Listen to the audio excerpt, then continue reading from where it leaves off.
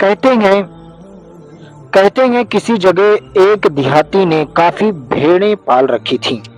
वो उनकी बहुत अच्छे से निगहदाश्त करता, चारा डालता, पानी डालता, सर्दियों में सर्दी से और गर्मियों में गर्मी से बचाता, लेकिन वो ये सब बेमकसद नहीं करता था। गर्मियों में वो उन सब भेड़ों की वक्फे वक्फे से ऊन उतारता, जिसे बेचकर वो काफी मुनाफा कमाता, और अगर कभी उसके घर ज्यादा मेहमान आते तो वो उनकी खातिर मदारत भी भेड़ के गोश्त से ही करता।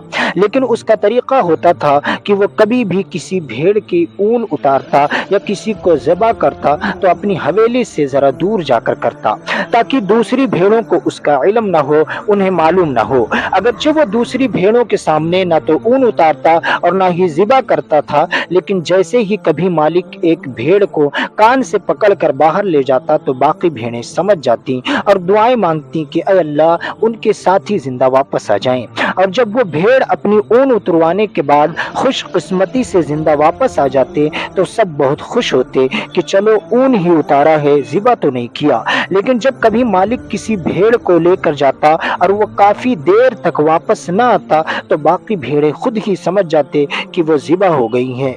फिर कुछ देर के लिए सब गमगीन और अफसरदा हो जाते, लेकिन फिर आहिस्ता आहिस्ता भूख प्यास मिटाने के चक्कर में सब कुछ भूल जाते। हालांकि वो सब जानते थे कि ये सिलसिला कभी रुकने वाला नहीं है, लेकिन फिर भी वो पल भर के लिए सारे गम भुलाकर चारा खाने में मसरूफ हो जाते, और ये सिलसिला ऐसे ही चलता रहा। अगर गौर करें तो हम इंसानों की ज़िंदगी भी उन भेड़ों से मुख्तलिफ नहीं है, उन भेड़ों से कुछ अलग नहीं है। अगरचे हमें मालूम है कि मौत बरहक है और एक दिन वाकई मर जाना है, लेकिन फिर भी अगर कभी खुशकिस्मती से हम में से कोई किसी बड़े हादिसे से या बीमारी से बच जाता है तो हम सब खुश हो जाते हैं कि चलो जान तो बच गई।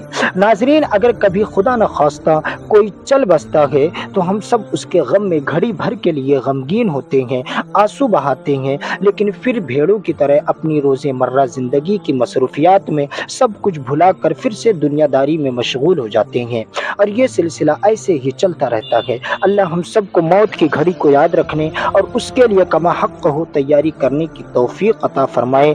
आमीन सुम्मा आमीन।